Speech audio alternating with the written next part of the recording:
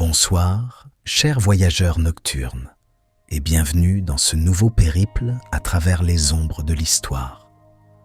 Installez-vous dans votre refuge le plus confortable, laissez la fatigue du jour s'évaporer doucement et préparez-vous à rencontrer un homme qui a osé cartographier l'invisible. Ce soir, nous explorons l'existence d'un penseur qui croyait que nos rêves n'étaient pas du hasard, que nos symboles ancestraux murmuraient des vérités oubliées, et que quelque part, au fond de chaque âme humaine, dormait un univers partagé plus vaste que nous-mêmes. Son nom, Carl Gustav Jung. Avant que nous ne plongions dans cette exploration, une petite demande. Si ces récits crépusculaires vous accompagnent vers le repos, prenez un moment pour laisser un pouce levé et vous abonner à cette chaîne. Cela permet à d'autres chercheurs de sens de découvrir ces histoires. Et vos pensées nous intéressent toujours. Partagez dans les commentaires ce que vous pensez de Jung et quelle personnalité historique vous aimeriez que nous visitions lors de notre prochaine veillée. Jung. Ce nom évoque tant de choses. L'inconscient collectif, les archétypes, l'ombre intérieure, les rêves comme messagers. Mais qui était vraiment cet homme derrière ces concepts qui résonnent encore dans nos canapés de thérapeutes, nos films, nos quêtes spirituelles? Était-il un scientifique rigoureux ou un mystique déguisé en médecin? Un libérateur de l'âme ou un fabricant de mythes dangereux? Au fond, Jung posait une question vertigineuse. Et si tout ce que nous rejetons, tout ce que nous cachons, tout ce que nous craignons en nous-mêmes détenait la clé de notre complétude? Et si nos ancêtres avaient laissé des cartes psychiques gravées dans notre inconscient même? Ce soir, nous ne sommes pas ici pour trancher les débats académiques ni résoudre les mystères de la psyché. Nous sommes simplement ici pour comprendre, pour suivre le chemin d'un médecin suisse qui a regardé dans les abysses de la folie humaine et y a trouvé non pas le chaos, mais des motifs, des symboles répétés depuis l'aube de l'humanité. Alors, pendant que la nuit s'approfondit et que le silence vous enveloppe, laissez-moi vous raconter l'histoire de Carl Jung, l'homme qui nous hante encore aujourd'hui. Première partie, les racines de l'invisible. Chapitre 1, Keswill, 1875. L'enfant entre deux mondes. Notre histoire commence au bord du lac de Constance, dans un petit village suisse où la brume matinale monte de l'eau comme des fantômes.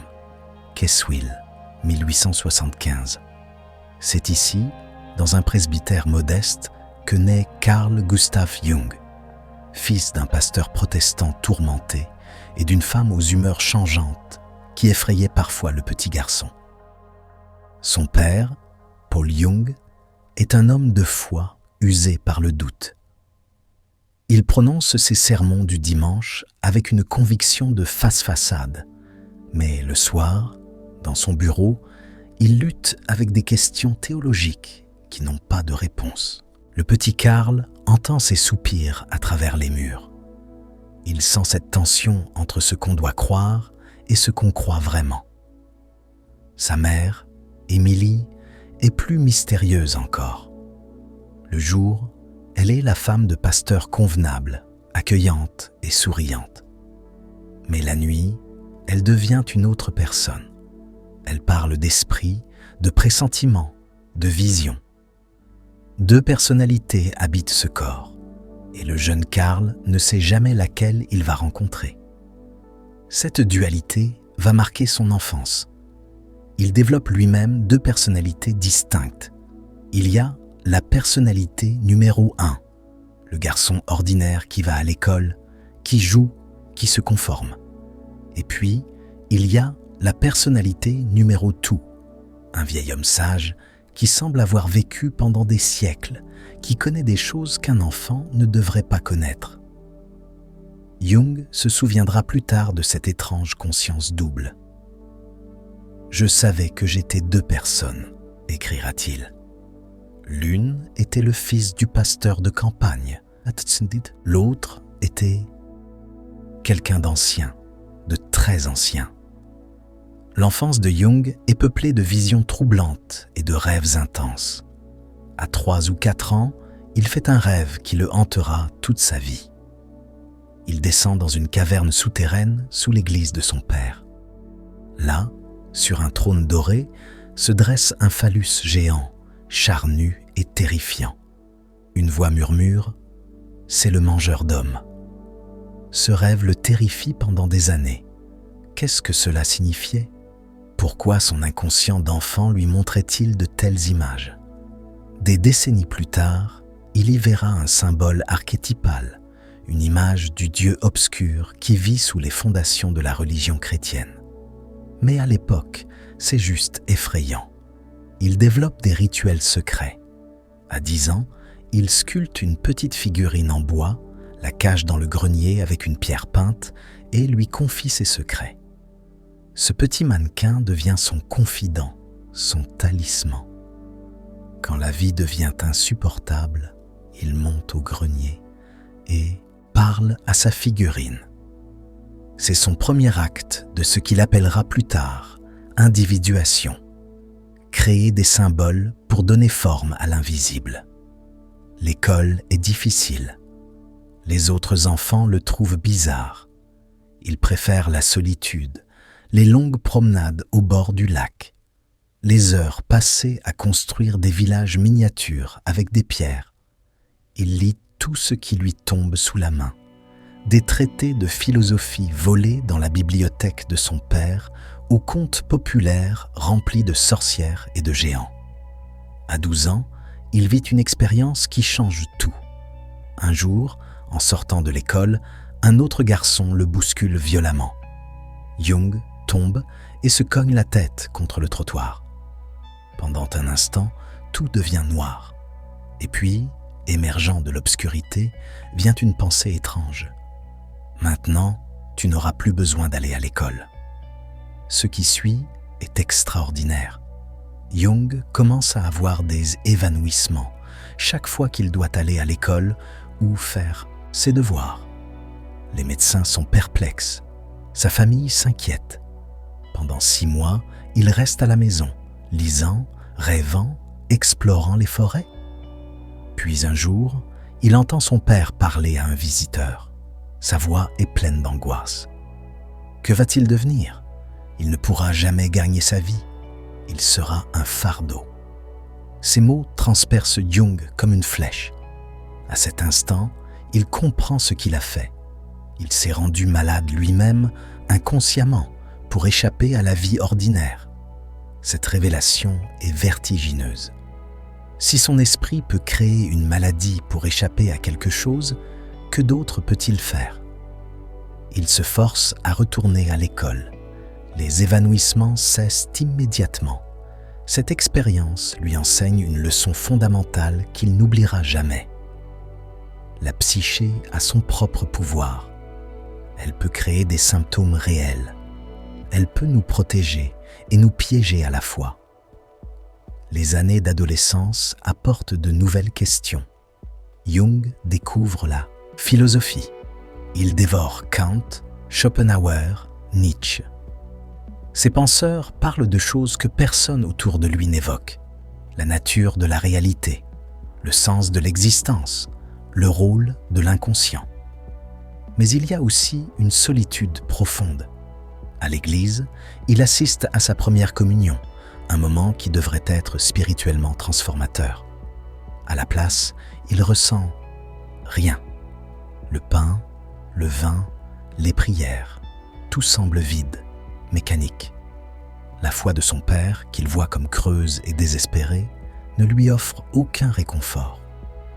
Et pourtant, il sent qu'il y a quelque chose de plus, quelque chose au-delà du dogme chrétien, au-delà du rationalisme scientifique, quelque chose d'ancien et de vivant qui pulse sous la surface de la réalité ordinaire.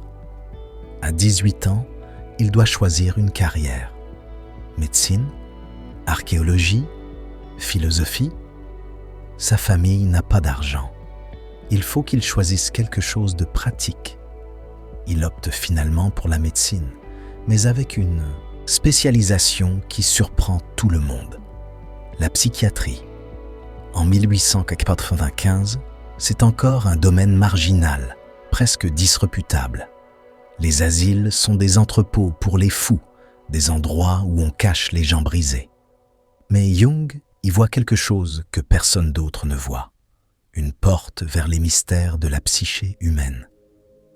Dans la folie, pensera-t-il, se cache peut-être la sagesse la plus profonde. Le jeune homme qui quitte le presbytère de son père pour l'université porte en lui toutes ces contradictions, rationaliste et mystique, scientifique et visionnaire.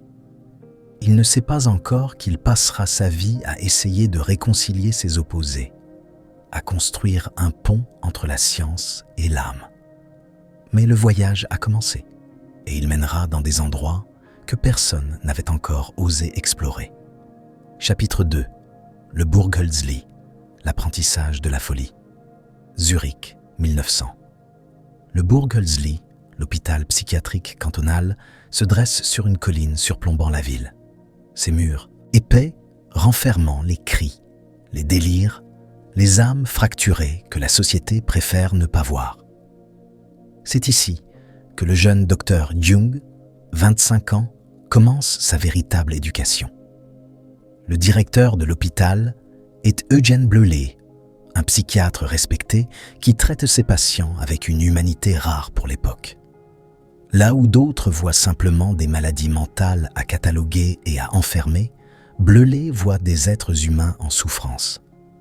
Cette approche marque profondément Jung. Les journées au Burghölzli sont longues et épuisantes. Jung passe des heures avec les patients, écoutant leurs délires, notant méticuleusement leurs symptômes. Mais il fait quelque chose que peu de ses collègues font. Il écoute vraiment, pas seulement les mots, mais ce qui se cache derrière, les motifs, les symboles, les histoires. Une patiente schizophrène passe ses journées à faire des gestes étranges avec ses mains, comme si elle cousait quelque chose d'invisible. Les autres, médecins, y voient un symptôme sans signification. Jung passe du temps avec elle, gagne sa confiance. Elle finit par lui expliquer qu'elle fabrique des chaussures pour les âmes, afin qu'elles puissent marcher vers le paradis. Ce n'est pas du hasard, c'est du symbolisme, une tentative désespérée de donner un sens à une réalité fracturée. Jung commence à développer ce qu'il appelle l'expérience d'association de mots. Le principe est simple. Il lit une liste de mots à un patient et mesure le temps de réaction à chacun. Quand un mot touche quelque chose de douloureux ou de refoulé, le patient hésite, transpire, bafouille.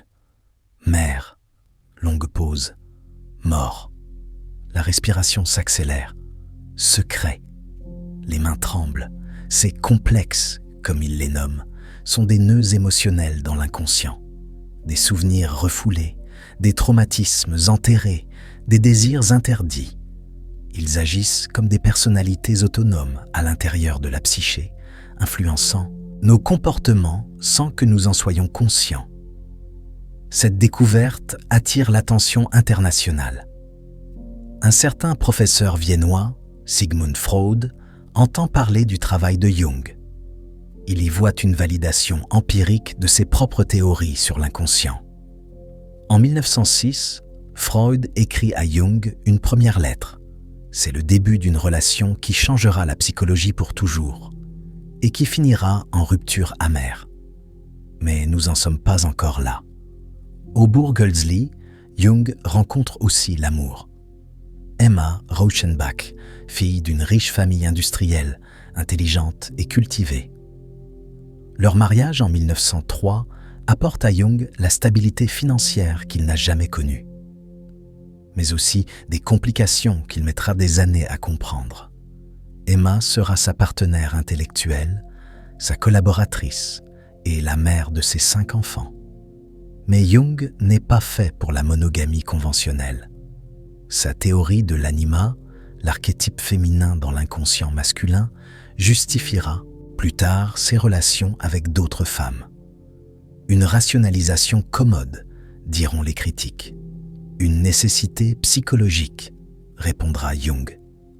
Les nuits au Burghölzli, quand l'hôpital se calme enfin, Jung reste dans son bureau à lire.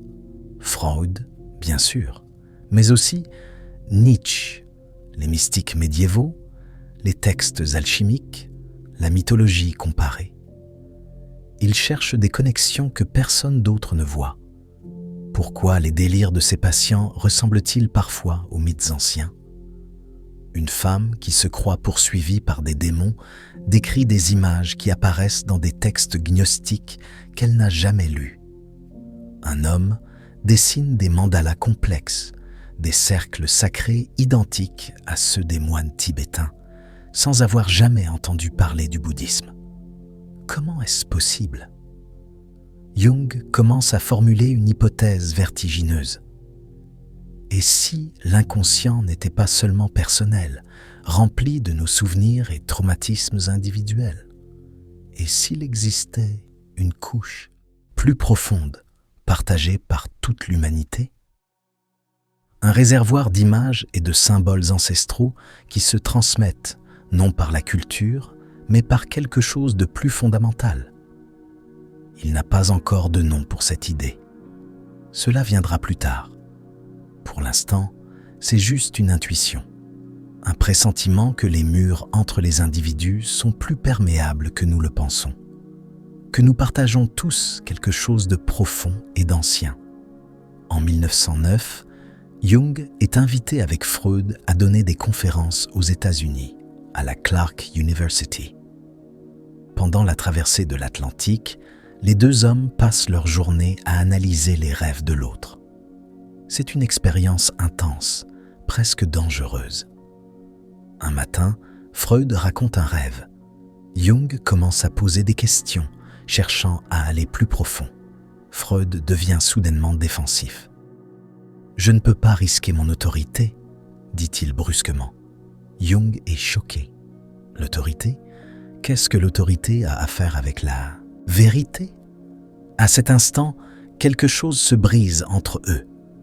Jung réalise que Freud a construit un système dogmatique, presque religieux, et qu'il en est le grand prêtre. Toute déviation est une hérésie. Mais Jung ne peut pas s'empêcher de dévier. C'est sa nature. La rupture est inévitable, même s'il faudra encore quelques années pour qu'elle se consomme.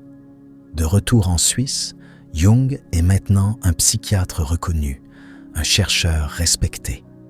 Il a une belle maison au bord du lac de Zurich, une famille en expansion, une carrière brillante. De l'extérieur, tout semble parfait, mais à l'intérieur, quelque chose s'agite. Les rêves deviennent plus intenses, plus étranges. Des images d'inondation, de destruction, de sang. Il les note méticuleusement, essaie de les comprendre. En 1913, il fait un rêve terrifiant. Une vague monstrueuse engloutit l'Europe, noyant des milliers de personnes. L'eau se transforme en sang. La civilisation s'effondre. 1 an plus tard, la Première Guerre mondiale éclate. Jung comprend alors que ses rêves n'étaient pas seulement personnels. Il captait quelque chose de plus vaste, un inconscient collectif en ébullition, annonçant la catastrophe à venir. Cette révélation est à la fois enivrante et terrifiante. Si c'est vrai, si l'inconscient peut percevoir l'avenir, si nos psychés individuelles sont connectées à quelque chose de plus grand, alors tout ce que nous croyons sur la nature de la conscience doit être repensé. Jung est sur le point de plonger dans ses propres abysses. Ce qui vient ensuite sera la période la plus dangereuse et la plus créative de sa vie.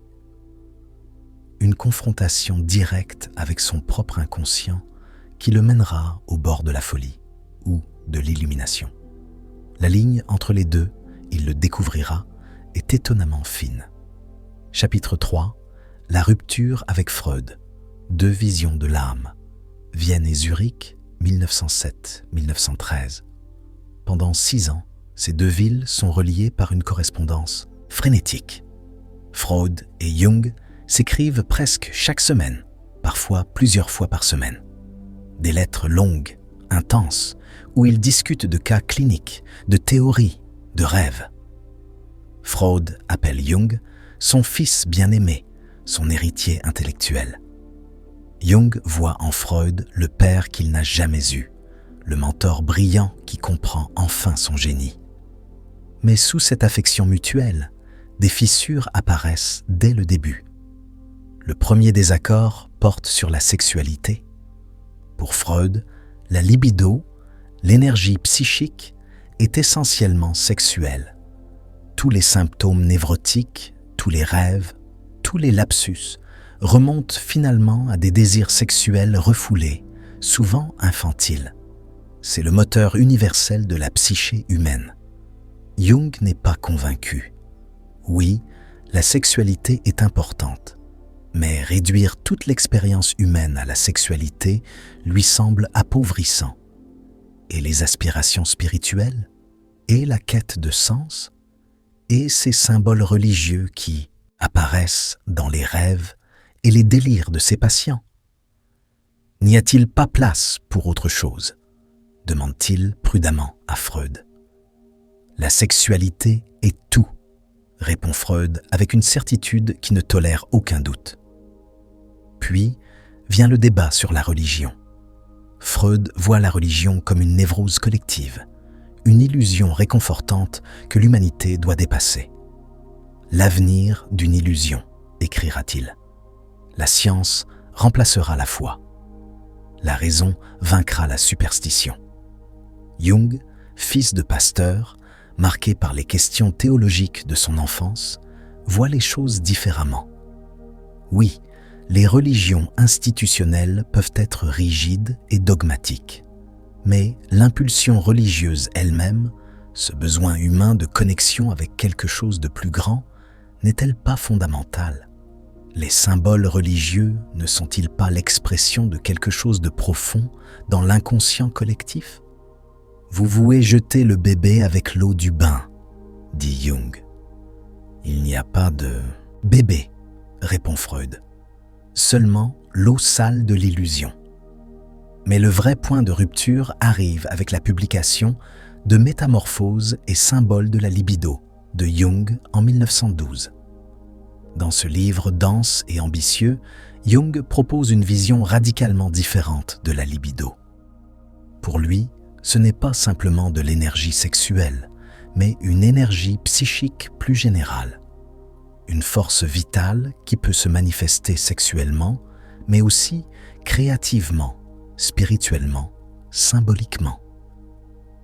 Il explore les mythes anciens, les légendes de héros, les symboles religieux à travers les cultures.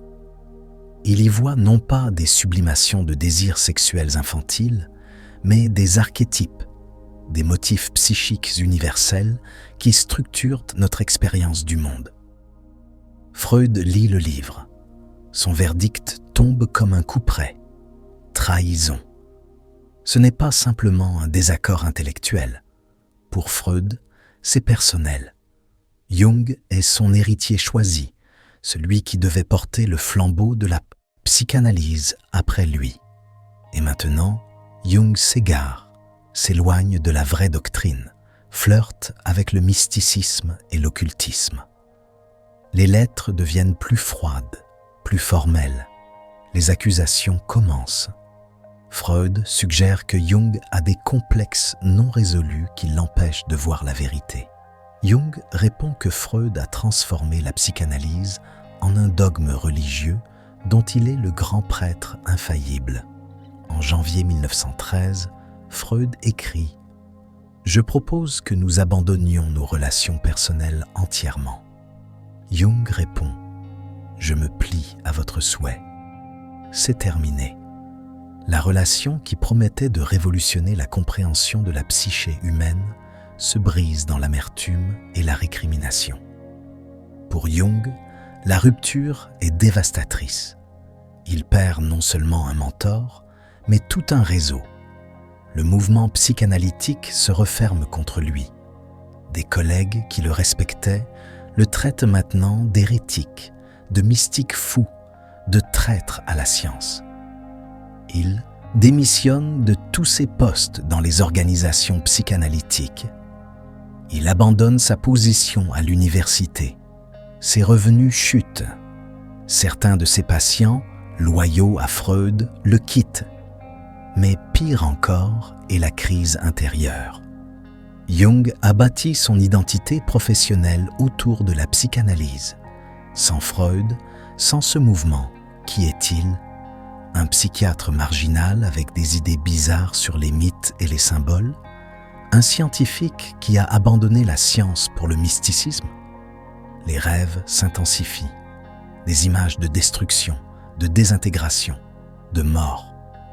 Il rêve qu'il tue Siegfried, le héros wagnérien. Il se réveille en larmes, horrifié. Que signifie ce meurtre symbolique? Plus tard, il comprendra. Siegfried représente l'ego héroïque, le moi conquérant qui veut tout dominer. Le tuer, c'est accepter quelque chose de plus grand que l'ego. Mais en 1913, ce n'est qu'effrayant. Jung sent qu'il se tient au bord d'un gouffre.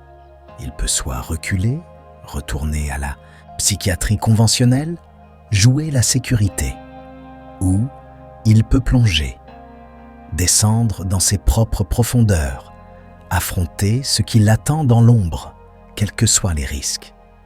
Il choisit de plonger. Ce qui suit sera sa confrontation avec l'inconscient. Une période de plusieurs années où il descendra volontairement dans ce qui ressemble à la folie, dialoguant avec des voix intérieures, enregistrant des visions, dessinant des images qui surgissent des profondeurs. C'est dangereux. Il pourrait ne pas revenir. Mais s'il réussit, s'il peut cartographier ses territoires intérieurs et revenir avec une carte, il aura accompli quelque chose que personne n'a jamais fait. Il aura construit un pont entre la science et l'âme. La descente commence. Deuxième partie, la confrontation avec l'ombre. Chapitre 4. Le livre rouge. Descente dans l'abîme Zurich, décembre 1913. Jung, 38 ans, est assis dans son bureau alors que la nuit tombe. Sa famille est à l'étage. Ses enfants jouent. Emma prépare le dîner. Tout est normal. Tout est sûr. Mais Jung ne se sent pas en sécurité. Depuis des mois, il est hanté par la sensation qu'une catastrophe approche. Les rêves d'inondation, de sang, de destruction ne cessent pas. Et maintenant, il prend une décision extraordinaire. Il va lâcher prise, volontairement. Il se détend dans son fauteuil, ferme les yeux et laisse son esprit conscient s'éteindre. C'est une technique qu'il appelle imagination active. Une forme de méditation contrôlée où on laisse l'inconscient s'exprimer librement. Presque immédiatement, des images apparaissent. Il se voit descendre, pas physiquement, mais psychiquement. Descendant à travers des couches de son esprit, comme s'il descendait dans un puits. Plus bas, plus profond. L'obscurité se referme autour de lui. Soudain, il se retrouve dans une grotte. Des figures émergent de l'ombre. Un vieil homme à la longue barbe blanche. Une jeune femme belle et inquiétante. Ils commencent à parler. Jung ouvre les yeux, tremblant. Qu'était-ce? Une hallucination? Un rêve éveillé? Ces figures semblaient réelles, autonomes, comme si elles avaient leur propre volonté. Il décide de continuer. Jour après jour, il descend à nouveau. Les visions deviennent plus élaborées, plus intenses. Le vieil homme se présente comme Philémon, un esprit guide, un sage de l'Antiquité. La jeune femme est Salomé, aveugle mais voyante. Avec eux vient un serpent noir. Philémon lui enseigne. Ou plutôt, Jung dialogue avec lui, et à travers ce dialogue, des insights émergent. Philémon explique que les pensées ne sont pas toujours nos créations. Parfois, elles viennent à nous, portées par des forces plus profondes. L'ego n'est pas le maître de la psyché. Il n'est qu'une petite lumière flottant sur un océan obscur. Ces sessions sont épuisantes et terrifiantes. Jung ne sait jamais ce qu'il va rencontrer. Parfois, ce sont des figures sages et bienveillantes. D'autres fois, ce sont des forces destructrices, des ombres menaçantes, des énergies chaotiques qui menacent de le submerger. Il a peur de devenir fou.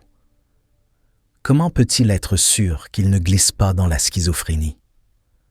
La seule chose qui le retient, c'est sa routine.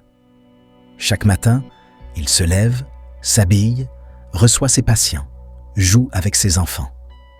L'ancrage dans la réalité ordinaire le maintient stable. Mais les après-midi et les soirs, il retourne dans les profondeurs. Il commence à enregistrer ses expériences dans un grand livre relié en cuir rouge. Avec une calligraphie soignée, presque médiévale, il écrit les dialogues avec Philémon, décrit les visions, dessine les images qui surgissent. Les pages se remplissent de mandalas complexes, de serpents entrelacés, de figures mythologiques. C'est le livre rouge, Liber Novus, le nouveau livre. Il le garde secret. Personne ne doit le voir, même Emma. C'est trop personnel, trop dangereux, trop bizarre. Si le monde scientifique apprenait ce qu'il fait, sa carrière serait terminée. Pourtant, il sent que c'est essentiel. Ce n'est pas de la folie, c'est une exploration. Il est comme un plongeur des profondeurs, descendant dans des eaux inexplorées, espérant remonter avec des trésors. Les années 1914-1918 sont marquées par deux catastrophes parallèles. À l'extérieur, l'Europe se déchire dans la Première Guerre mondiale. Des millions d'hommes meurent dans les tranchées. La civilisation s'effondre. À l'intérieur, Jung se bat avec ses propres démons. Il rencontre son ombre, la partie de lui-même qu'il a toujours rejetée. Pas seulement ses défauts personnels, mais quelque chose de plus archétypal. Le côté sombre, primitif, violent de la nature humaine. Il doit l'accepter. Pas la vaincre, pas la détruire, mais l'intégrer. Reconnaître que la lumière et l'ombre sont toutes deux nécessaires, qu'on ne peut pas être complet en niant la moitié de son être.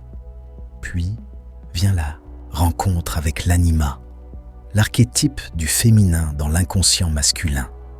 Elle apparaît sous diverses formes. Salomé, des déesses anciennes, des figures séductrices et terrifiantes. Elle le guide, le défie, le transforme. Jung commence à comprendre que la psyché n'est pas une chose unifiée. C'est un cosmos intérieur, peuplé de figures autonomes, d'énergies contradictoires, de forces archétypales. L'ego conscient n'est qu'un acteur parmi tant d'autres sur cette scène intérieure. Le but de la vie, réalise-t-il, n'est pas de renforcer l'ego, de devenir plus puissant, plus en contrôle.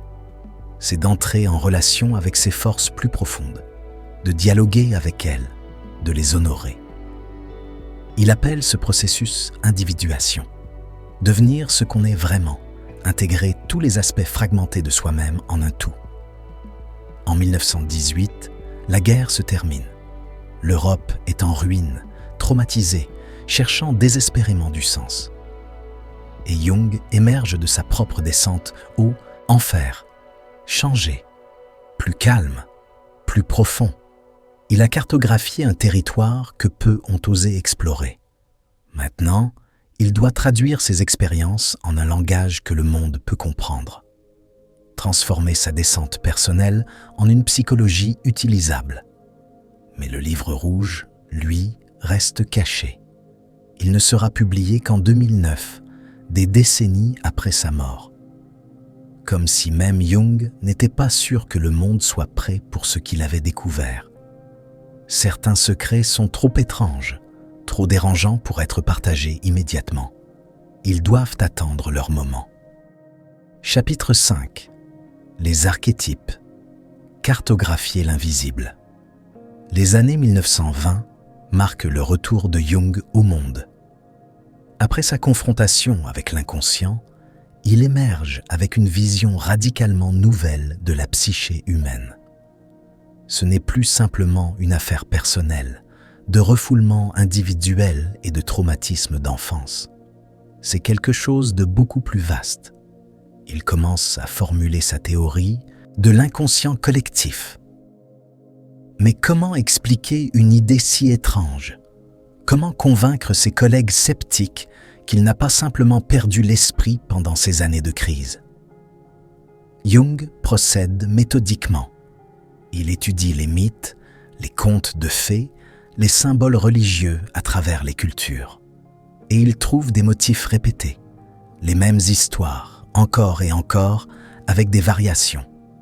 Le héros qui part en quête, la mère bienveillante et la sorcière dévorante, le sage vieillard, la vierge transformatrice, le trickster malicieux, le serpent qui représente à la fois le danger et la sagesse, l'enfant divin, l'ombre menaçante. Ces motifs ne sont pas transmis culturellement, insiste Jung. Un patient suisse qui n'a jamais étudié la mythologie dessine des images qui ressemblent à des mandalas tibétains. Un schizophrène décrit une vision du soleil avec un phallus pendant qui crée le vent. Une image identique à un texte liturgique mitriaque obscur découvert des années après que le patient ait eu sa vision. Comment expliquer cela?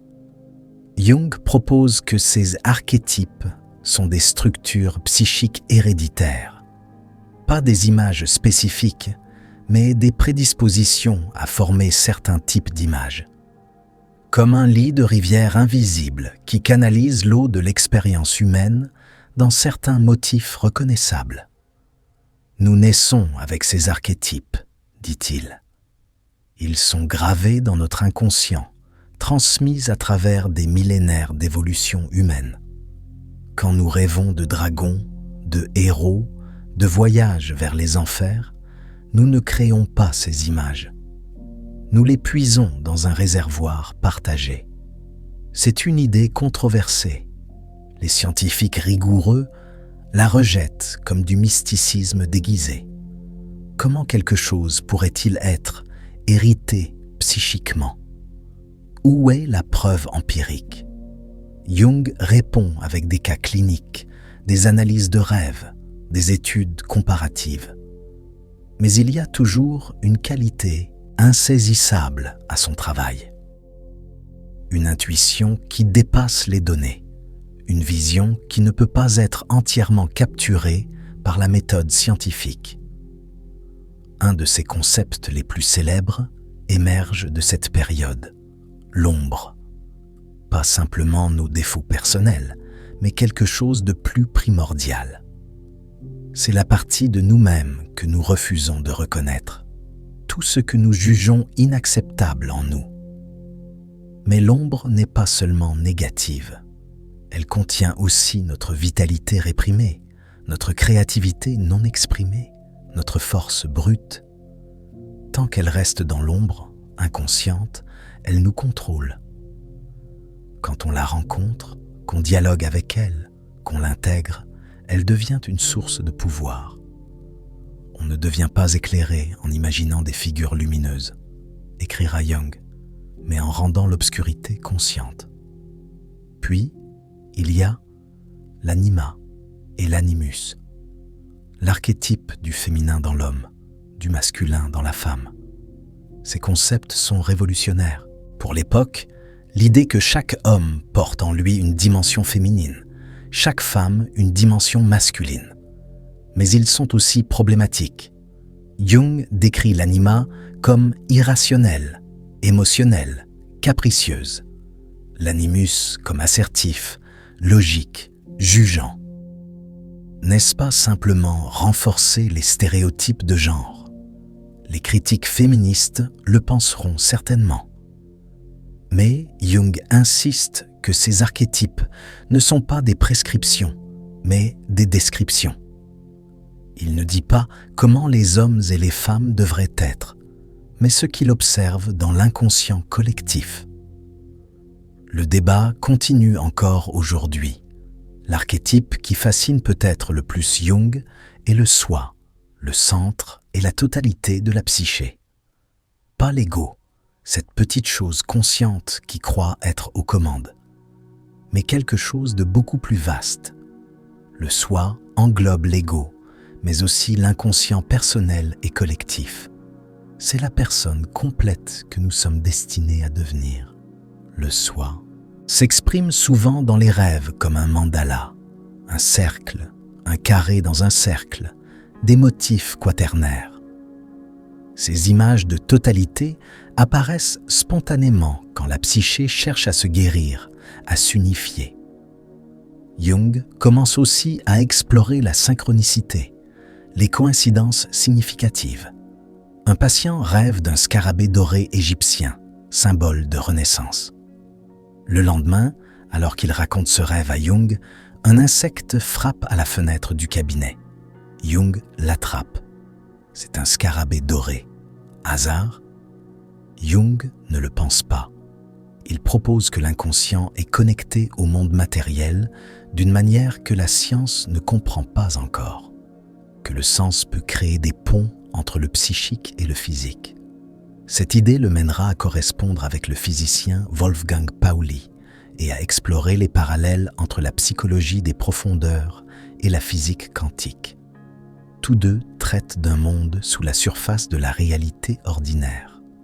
Un monde où les règles normales de causalité semblent ne pas s'appliquer. Les années 1920 sont aussi une période de voyage. Jung visite l'Afrique du Nord, où il rencontre des cultures qui vivent encore dans ce qu'il appelle la participation mystique, une connexion directe avec l'inconscient, non médiatisée par la raison occidentale. Il visite les Indiens Pueblo au Nouveau-Mexique. Leur chef lui dit quelque chose qui le marque profondément. « Vous, les Blancs, vous êtes fous. Vous pensez avec vos têtes. Nous pensons avec nos cœurs. » Jung rentre en Suisse transformé. Il a vu comment d'autres cultures honorent l'inconscient, travaillent avec les symboles, maintiennent une relation vivante avec le monde de l'âme. L'Occident, avec son rationalisme, a perdu cela. Et peut-être est-ce la racine de sa névrose collective. Mais peut-on retrouver ce qui a été perdu ? Peut-on reconstruire un pont vers les profondeurs tout en maintenant les gains de la conscience individuelle ? C'est la question qui hantera Jung le reste de sa vie. Chapitre 6. Bollingen, la tour de pierre. En 1923, la mort frappe la famille Jung. Sa mère décède, suivie quelques mois plus tard par Emma, sa femme, qui meurt des complications d'un cancer. Jung, maintenant dans la cinquantaine, fait face à une crise de sens renouvelée. C'est alors qu'il commence à construire sa tour. Sur un terrain au bord du lac de Zurich, à Bollingen, Jung entreprend un projet extraordinaire. Il va construire lui-même, pierre par pierre, une tour médiévale. Pas pour l'esthétique, pas pour impressionner, mais comme un acte d'ancrage, de connexion avec quelque chose de plus ancien, de plus solide que les mots. Il n'y aura pas d'électricité, pas de téléphone, pas d'eau courante initialement.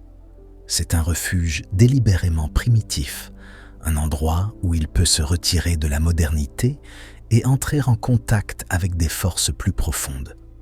Jung travaille avec ses mains, taillant la pierre, la portant, la plaçant. C'est une méditation physique.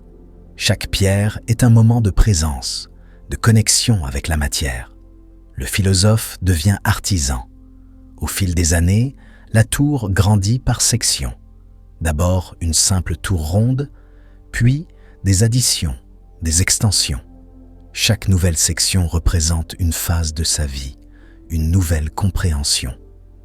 la tour devient une représentation tridimensionnelle de son développement intérieur. Il sculpte des images dans la pierre, des figures mythologiques, des inscriptions latines, des mandalas. C'est son livre rouge en pierre, visible mais mystérieux pour les visiteurs. À Bollingen, Jung peut être seul. Il cuisine sur un feu ouvert, pompe l'eau d'un puits, allume des bougies.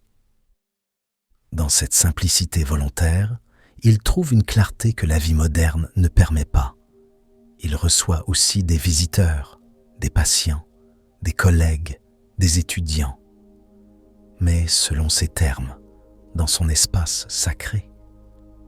C'est ici qu'il fait certaines de ses réflexions, les plus profondes, sur la nature du temps, sur le vieillissement, sur la mort. Il réalise que la seconde moitié de la vie ne peut pas être vécue selon les règles de la première moitié. Dans la jeunesse, la tâche est de construire un ego, de s'établir dans le monde, de réussir, de créer. Mais après le milieu de la vie, tout change. La tâche devient intérieure. Il s'agit maintenant de préparer la mort, de trouver du sens, de se réconcilier avec son ombre, d'honorer le soi plutôt que l'ego. La vie non vécue est une maladie dont on peut mourir, écrira-t-il. Combien de personnes, arrivées à la cinquantaine, continuent de vivre selon les valeurs de leurs 20 ans? Combien s'accrochent à l'ambition, aux succès extérieurs, au pouvoir, alors que leur âme réclame autre chose? La dépression de mi-vie, suggère Jung, n'est pas une pathologie, mais un message. L'inconscient qui demande un changement de direction. À Bollingen, Jung écrit aussi. Pas les articles académiques qu'on attend de lui, mais des explorations plus personnelles, plus risquées. Il travaille sur son autobiographie, Ma vie, où il essaiera de raconter non pas sa vie extérieure, celle-ci importe peu, dit-il, mais sa vie intérieure, le voyage de son âme. Il explore l'alchimie médiévale et découvre que les alchimistes ne cherchaient pas vraiment à transformer le plomb en or. C'était un code, une projection. Il travaillait sur la transformation psychologique, utilisant les symboles chimiques pour décrire le processus d'individuation. Solve et coagula, dissoudre et coaguler, mourir à l'ancien soi et renaître transformé. Les alchimistes étaient des psychologues des profondeurs déguisés en chimistes. Jung passe des années à étudier les textes alchimiques obscurs, les déchiffrant comme des cartes de la psyché. Ses collègues pensent qu'il a perdu son temps. Mais pour Jung, c'est une validation. Les mêmes processus qu'il a vécus dans sa confrontation avec l'inconscient, les alchimistes les décrivaient il y a des siècles. La sagesse est ancienne. Elle se répète sous différentes formes. Les années de Bollingen sont aussi marquées par des controverses. La Seconde Guerre mondiale éclate et Jung est accusé de sympathie nazie. Les accusations sont complexes et nuancées. Il a accepté de devenir président d'une société médicale internationale qui avait exclu les Juifs sous pression nazie. Jung dit qu'il l'a fait pour maintenir un espace où les psychothérapeutes juifs pourraient encore publier internationalement. Ses critiques disent qu'il a collaboré. Il a écrit sur les différences entre psychologie aryenne et psychologie juive. Même dans le contexte académique de l'époque, c'est dangereux. Jung défendra plus tard ses écrits comme une tentative de comprendre les différences culturelles, pas raciales. Mais le langage est problématique. La vérité semble être quelque part au milieu. Jung n'était pas antisémite. Il avait de nombreux étudiants et collègues juifs.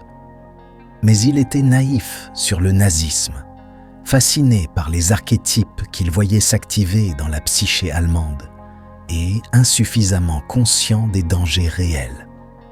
C'est une tache sur son héritage qu'il ne pourra jamais complètement effacer. Après la guerre, Jung continue son travail à Bollingen. Il est maintenant un vieil homme, sa barbe complètement blanche, son visage ridé par le temps et la contemplation. Mais ses yeux restent perçants, curieux. Il reçoit des lettres du monde entier, des gens qui ont lu ses livres et trouvé du sens, des patients qui ont été transformés par sa thérapie, des chercheurs qui veulent étudier avec lui. Il répond patiemment, offrant des conseils, des insights, des encouragements. Mais il refuse de créer une école jungienne, dogmatique. Il a vu ce que Freud a fait, transformant une exploration ouverte en orthodoxie fermée. Dieu merci, je suis Jung, et pas jungien, dit-il avec un sourire ironique. À Bollingen, entouré de pierres qu'il a lui-même placées, Carl Jung passe ses dernières années, non pas à construire un empire intellectuel, mais à approfondir sa propre compréhension, à écouter les murmures de l'inconscient, à se préparer pour le dernier grand voyage. La mort, après tout, n'est que le prochain archétype à rencontrer. Troisième partie, l'héritage vivant.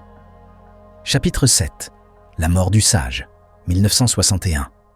Küsnacht, juin 1961. Jung, maintenant âgé de 85 ans, est alité dans sa maison au bord du lac. Son corps s'affaiblit, mais son esprit reste remarquablement clair. Il sait que la fin approche. Quelques semaines avant sa mort, il fait un rêve. Il se trouve debout devant un grand arbre illuminé, ses branches s'étendant vers le ciel, ses racines plongeant profondément dans la terre. C'est l'arbre du monde, le Axis Mundi, le symbole de connexion entre le ciel et la terre, le conscient et l'inconscient. Dans le rêve, il comprend. Sa vie a été cet arbre, les racines dans les profondeurs obscures de l'inconscient collectif, les branches s'élevant vers la lumière de la conscience, et lui, le tronc, le point de rencontre, le médiateur entre les deux mondes. Il se réveille en paix.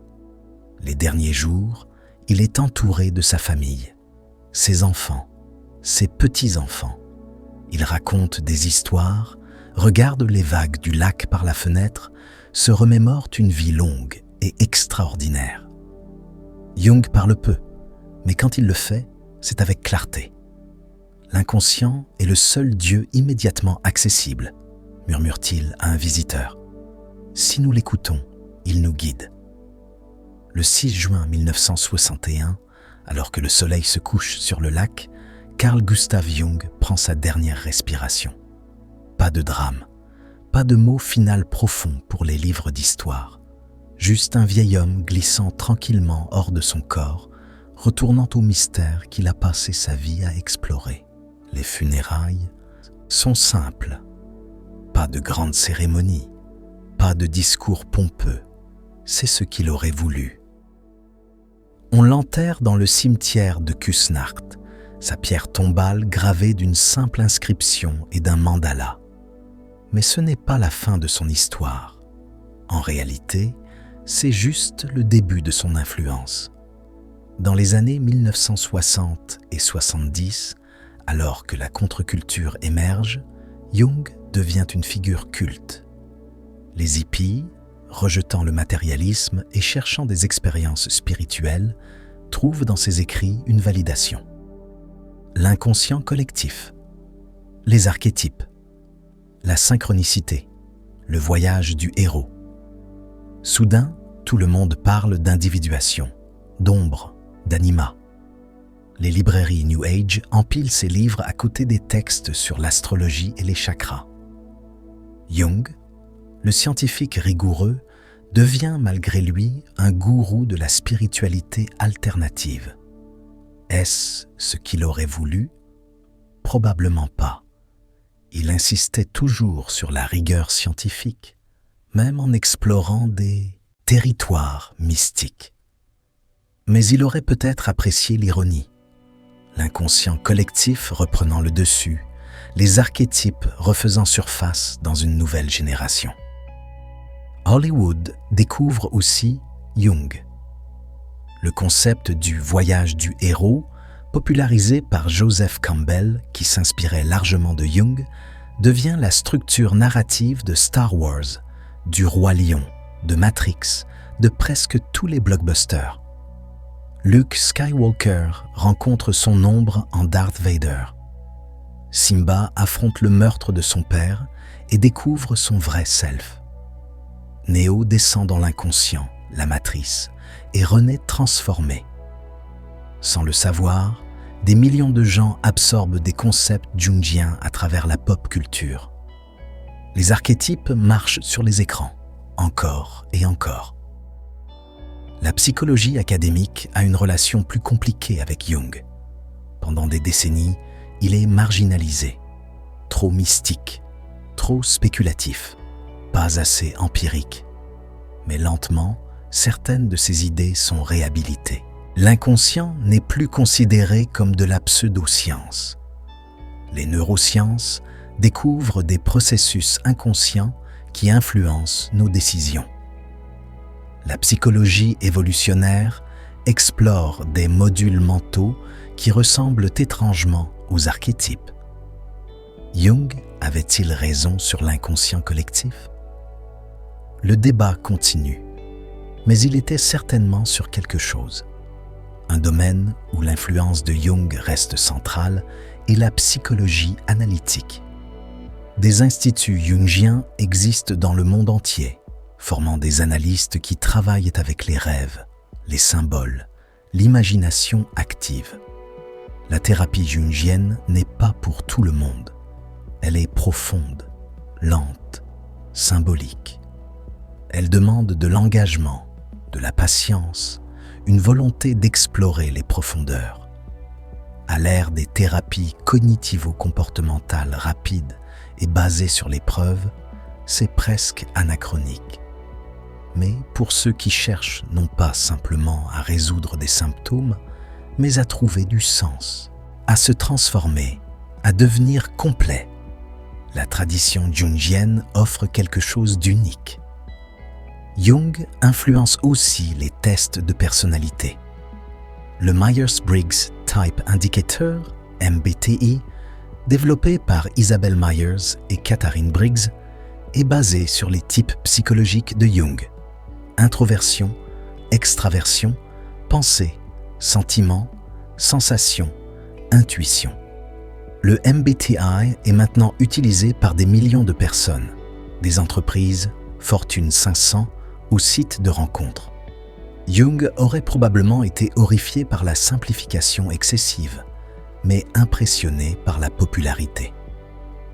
Les concepts jungiens apparaissent aussi dans des endroits surprenants. Les alcooliques anonymes incorporent l'idée de l'ombre et du soi supérieur dans leur programme en 12 étapes. Les retraites de développement personnel utilisent son langage. Les coachs de vie parlent de « faire la paix avec votre ombre ». Même le business adopte Jung. Des séminaires de leadership enseignent l'archétype du leader, servant versus le tyran. Des consultants en innovation invoquent le trickster comme modèle pour la disruption créative. Jung est partout et nulle part, digéré, simplifié, commercialisé. Ses idées profondes transformées en slogans, en posts Instagram, en citations motivationnelles. Est-ce une trahison de son héritage? Ou exactement ce qu'il aurait prédit? Les archétypes ne peuvent pas être contenus. Ils s'échappent, se répandent, se transforment, réapparaissent sous de nouvelles formes. Peut-être que la vraie question n'est pas « Jung avait-il raison ?» mais « Pourquoi ces idées résonnent-elles encore ?» Pourquoi, 60 ans après sa mort, parlons-nous encore d'ombres et d'archétypes? Pourquoi ces livres se vendent-ils toujours?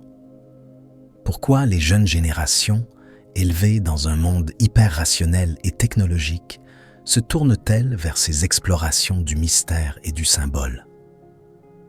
Peut-être parce que quelque chose manque. le rationalisme pur, le matérialisme scientifique, la technologie omniprésente, tout cela apporte des bienfaits immenses, mais ils ne nourrissent pas l'âme. Et Jung, plus que tout, était un médecin de l'âme. Il nous rappelle que nous sommes plus que nos égos, plus que nos réussites, plus que nos likes sur les réseaux sociaux, que les profondeurs existent, qu'elles demandent à être honorées. Dans un monde qui valorise la surface, Jung nous invite à descendre, à rencontrer notre ombre, à dialoguer avec notre inconscient, à chercher non pas le succès, mais la complétude. C'est un message dangereux, déstabilisant, mais pour ceux qui l'entendent, transformateur. Chapitre 8. Les critiques et les controverses. L'ombre de Jung. Aucune figure importante n'échappe à la critique, et Jung certainement pas. Depuis sa mort, ses idées ont été disséquées, débattues, parfois démolies. Il est temps d'examiner l'ombre de Jung lui-même. Les aspects de son travail et de sa vie qui restent problématiques, controversés ou simplement difficiles à accepter. Commençons par l'accusation la plus grave. Jung et le nazisme. Comme nous l'avons mentionné, Jung a accepté de diriger une association médicale internationale qui avait exclu les Juifs. Il a écrit sur les différences entre psychologie aryenne et psychologie juive. Il a tardé à condamner Hitler, fasciné par ce qu'il voyait comme une éruption de l'inconscient archaïque dans le peuple allemand. Était-il nazi ? Les preuves suggèrent que non. Il a aidé des réfugiés juifs. Il a maintenu des relations professionnelles avec des collègues juifs. Après la guerre, il a exprimé de l'horreur face à l'Holocauste. Mais était-il naïf, privilégié, insuffisamment conscient du danger réel ? Absolument. Son fascination intellectuelle pour les archétypes s'activant dans la psyché collective allemande l'a aveuglé aux conséquences mortelles. Sa volonté de trouver de la psychologie intéressante partout, même dans la folie meurtrière, montre un manque troublant de jugement moral. C'est une tâche permanente sur son héritage. On ne peut pas parler de Jung sans reconnaître cela. Puis, il y a la question du genre. Les concepts jungiens d'anima et animus, le féminin dans l'homme, le masculin dans la femme, sont profondément problématiques pour les critiques féministes et queer. Jung décrit l'anima comme émotionnelle, irrationnelle, capricieuse, l'animus comme logique, assertif, jugeant. N'est-ce pas simplement des stéréotypes de genre victorien déguisés en psychologie archétypale ?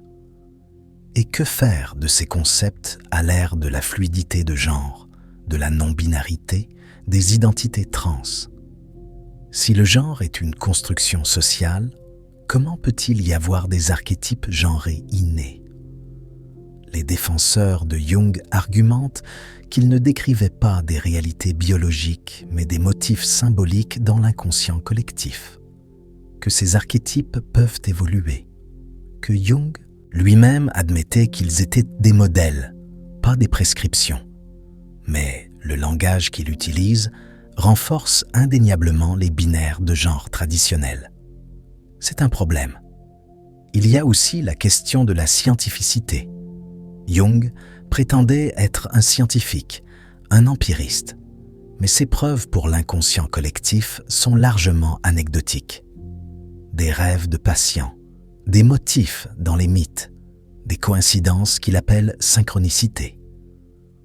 Où sont les études contrôlées, les données quantitatives, la reproductibilité ? Pour les critiques scientifiques, Jung n'est pas un psychologue, mais un philosophe mystique qui s'est approprié le langage de la science pour donner de la crédibilité à des spéculations sauvages. C'est dur, mais pas totalement injuste. Jung opère aux limites de la science, dans des zones où la méthodologie empirique peine à atteindre. L'inconscient, par définition, n'est pas directement observable. Comment l'étudiez-vous scientifiquement? Jung dirait que vous avez besoin d'une épistémologie différente. Pas la méthode scientifique matérialiste, mais une approche phénoménologique. Vous étudiez l'inconscient à travers ses manifestations, rêves, symboles, mythes, art. Mais cela ne satisfait pas les sceptiques. Et honnêtement, Jung donne parfois l'impression de ne pas se soucier de les satisfaire. Il est trop occupé à explorer les territoires qui l'intéressent. Un autre problème est l'élitisme culturel.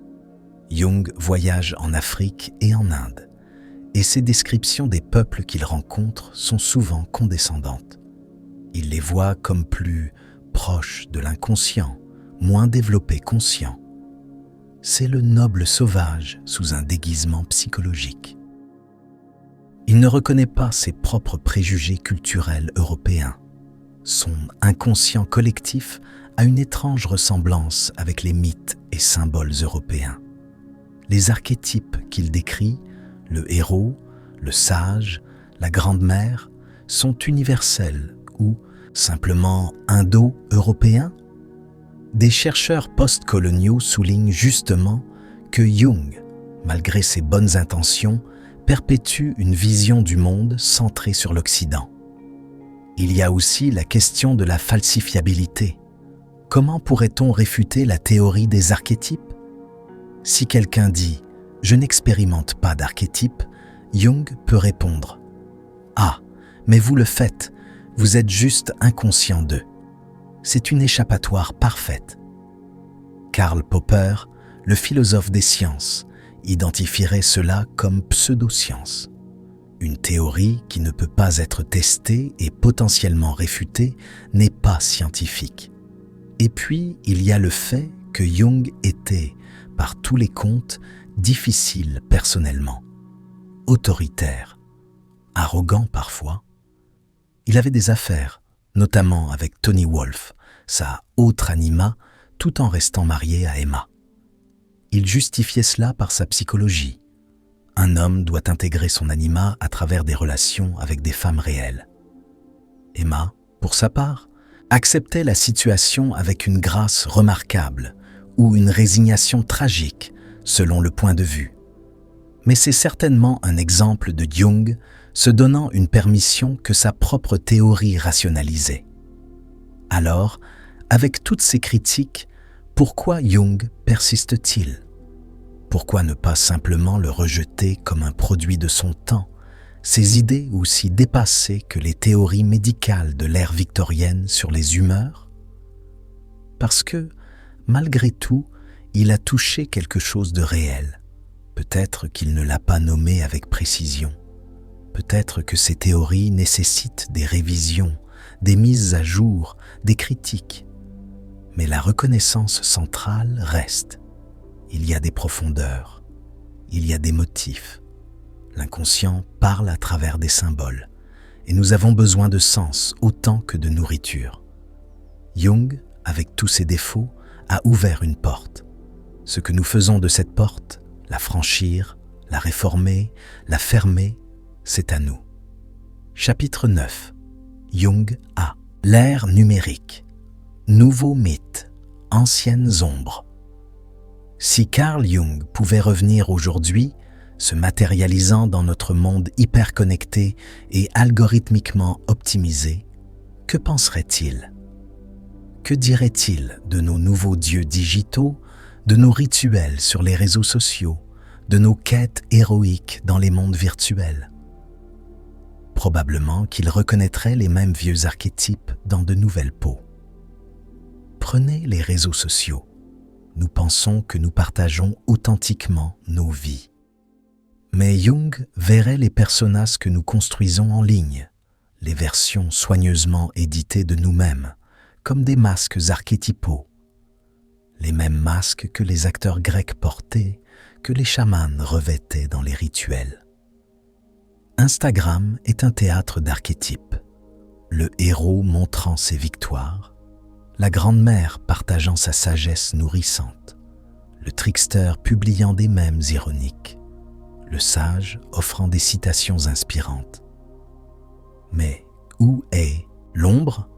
Ah, elle se cache. Tout ce que nous ne publions pas, les échecs, les doutes, les moments laids et non instagrammables. L'ombre s'accumule, refoulée, attendant de faire éruption, et elle éclate. Dans la culture du cancel, dans les trolls anonymes, dans la rage en ligne.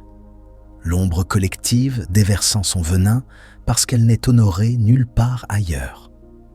Jung dirait « Vous devez intégrer l'ombre, pas la projeter sur les autres, pas la refouler derrière des façades parfaites, mais l'accueillir, dialoguer avec elle, la reconnaître comme vôtre. » Que penserait Jung des jeux vidéo? Il serait probablement fasciné. Voici des espaces rituels modernes où les gens accomplissent des quêtes héroïques, combattent des ombres, littéralement, des boss de fin de niveau, meurent et renaissent. Les jeux de rôle en ligne massivement multijoueurs, MMORPG, sont des théâtres d'individuation. Les joueurs choisissent des archétypes, guerriers, magiciens, guérisseurs, forment des communautés, affrontent des défis, accumulent de l'expérience. C'est le voyage du héros gamifié. Mais Jung aurait aussi mis en garde. Si ces expériences restent purement virtuelles, si elles ne se traduisent pas en transformation réelle, alors elles deviennent des substituts, des drogues, des évasions de l'individuation réelle. Le vrai travail doit être fait dans la psyché, dans les relations, dans la vie. Pas seulement dans les pixels. Et les IA? Voilà un développement qu'ils n'auraient jamais pu prévoir. Des intelligences artificielles qui parlent, créent, semblent penser. Comment Jung les aborderait-il? Peut-être verrait-il les IA comme des projections de l'inconscient collectif? Nous programmons des machines avec nos données, nos biais, nos motifs inconscients. Puis, nous sommes surpris quand elles reflètent nos propres ombres. Les IA, racistes, sexistes, c'est notre propre inconscient collectif nous fixant. Les deepfakes, la désinformation générée par IA, c'est le trickster archétypal à l'ère numérique, brouillant les frontières entre vrai et faux. Jung pourrait aussi voir une opportunité. Et si nous utilisions les IA comme des miroirs pour l'autoréflexion? Et si dialoguer avec une IA sophistiquée était une forme d'imagination active, un moyen de rencontrer les aspects projetés de nous-mêmes? C'est spéculatif, bien sûr, mais intéressant. Qu'en est-il de la crise climatique? Jung verrait cela comme un symptôme d'une psyché collective déséquilibrée. Nous avons suridentifié avec l'ego rationnel, conquérant, contrôlant. Nous avons nié notre connexion avec la nature, avec le corps, avec la terre-mère archétypale. Le résultat? Nous détruisons la maison même qui nous soutient. La guérison, dirait Jung, nécessite une réintégration. Pas un retour à un primitivisme naïf, mais une réconciliation de la raison avec l'instinct, de la technologie avec la nature, de l'ego avec le soi. Nous devons reconnaître que nous faisons partie de quelque chose de plus grand, pas séparés de la nature, mais entrelacés avec elle.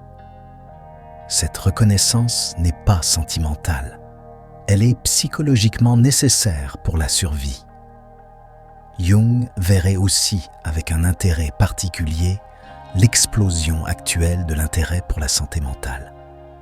Les jeunes générations parlent ouvertement de thérapie, de trauma, de neurodiversité. Les tabous s'effondrent. C'est bon. Mais Jung mettrait en garde contre la pathologisation de tout. Pas chaque difficulté n'est un trouble à diagnostiquer et médicaliser. Parfois, c'est l'âme qui demande quelque chose. Un changement de direction, un sacrifice de l'ego, une descente nécessaire. La crise de mi-vie n'est pas une dépression à traiter avec des antidépresseurs. C'est un appel de l'inconscient à se transformer, à lâcher les valeurs de jeunesse et à embrasser la sagesse de l'âge. Le Dark Night of the Soul n'est pas un dysfonctionnement. C'est souvent le prélude à une renaissance. Évidemment, certaines conditions nécessitent une intervention médicale. Jung ne nierait pas cela, mais il nous encouragerait aussi à écouter ce que nos symptômes essaient de nous dire. Un dernier domaine où Jung serait fasciné, le renouveau de la psychédélie. Après des décennies d'interdiction, les psychédéliques, psilocybine, ayahuasca, MDMA, sont étudiés pour leur potentiel thérapeutique. Les gens rapportent des expériences de dissolution de l'ego, de rencontres avec des archétypes, de visions profondes. C'est exactement le genre de matériel que Jung explorait dans son livre rouge. Mais il aurait aussi mis en garde. Ces substances ouvrent des portes, mais vous devez être prêt pour ce qui se trouve de l'autre côté. Rencontrer l'inconscient sans préparation peut être traumatisant, fragmentant. L'intégration est cruciale. L'expérience psychédélique elle-même n'est que le début. Le vrai travail vient après. Comprendre les visions, intégrer les insights, laisser l'expérience transformer votre vie. Sinon, c'est juste du tourisme psychédélique. Fascinant, peut-être, mais pas transformateur. En fin de compte, Jung nous rappellerait que les outils changent. Pierre, parchemin, imprimerie, Internet, IA. Mais la psyché humaine reste remarquablement constante. Nous luttons toujours avec les mêmes questions. Qui suis-je? Quel est le sens de ma vie? Comment puis-je être complet? Comment puis-je affronter ma mort? Les archétypes persistent parce que ces questions persistent. Et tant qu'elles persistent, Jung restera pertinent. Pas comme un gourou à suivre aveuglément, pas comme un système à mémoriser rigidement, mais comme un guide, un compagnon, un cartographe de l'invisible qui nous rappelle qu'il y a toujours plus de profondeur et que la profondeur nous appelle. Épilogue, le murmure des profondeurs. Et voilà le voyage de Carl Gustav Jung, l'homme qui a osé regarder dans l'abîme de l'inconscient et y a trouvé non pas le chaos, mais les motifs ancestraux de l'âme humaine. Retraçons brièvement ce chemin extraordinaire. Nous avons commencé au bord du lac de Constance, avec un enfant étrange qui se sentait comme deux personnes. Ce garçon sensible, tourmenté par des visions et des rêves, qui cachait ses secrets dans un grenier. Puis, l'étudiant en médecine qui a choisi la psychiatrie, ce domaine encore méprisé parce qu'il y voyait une porte vers les mystères. Les années au Burghölzli, écoutant vraiment les délires des patients, y trouvant du sens, des symboles, des histoires. La rencontre avec Freud, cette collaboration intense qui promettait tant, et la rupture inévitable quand Jung ne pouvait plus accepter la réduction de toute l'expérience humaine à la sexualité refoulée. Puis cette descente vertigineuse, la confrontation avec l'inconscient, Philémon et Salomé, le livre rouge rempli de visions, des années au bord de la folie ou peut-être de l'illumination. La ligne est si fine. Jung a émergé avec une carte, les archétypes, l'inconscient collectif, l'ombre et l'anima, le voyage vers le soi. Ces concepts qui ont depuis infiltré notre langage, notre culture, nos quêtes de sens. La tour à Bollingen, construite pierre par pierre, un refuge du monde moderne, un lieu pour écouter les murmures des profondeurs, les controverses aussi, les ambiguïtés sur le nazisme, les problèmes avec le genre, les critiques scientifiques, l'ombre de Jung lui-même que nous devons aussi reconnaître, et enfin son héritage. Comment ces idées se sont répandues transformé, parfois dilué, mais persiste. Comment, 60 ans après sa mort, nous parlons encore de lui? Pourquoi Jung nous hante-t-il encore? Peut-être parce que, dans notre monde de surface, de vitesse, de distraction constante, il nous rappelle qu'il y a des profondeurs, que nous sommes plus que nos égos, plus que nos accomplissements, plus que nos feeds sociaux, que quelque chose d'ancien vit en nous, des motifs hérités de millénaires d'expériences humaines, des histoires gravées dans notre inconscient, que l'ombre que nous rejetons nous contrôle tant qu'elle reste dans l'ombre. Mais quand on la rencontre, qu'on l'intègre, elle devient une source de force. Que le but de la vie n'est pas le succès, mais la complétude. Pas la perfection, mais l'intégration de nos contradictions. Que les symboles, les rêves, les mythes ne sont pas de simples décorations culturelles. Ils sont le langage de l'âme, les messages de l'inconscient, les cartes pour la transformation. Ces idées résonnent parce qu'elles touchent quelque chose de vrai. Peut-être pas vrai de la manière dont les équations scientifiques sont vraies, mais vrai de la manière dont la poésie est vraie, la manière dont les mythes sont vrais. Elles parlent à quelque chose en nous qui sait, même si nous ne pouvons pas le prouver, qu'il y a plus que la réalité visible, que nous sommes connectés à quelque chose de plus vaste, que notre vie individuelle s'inscrit dans une histoire plus grande.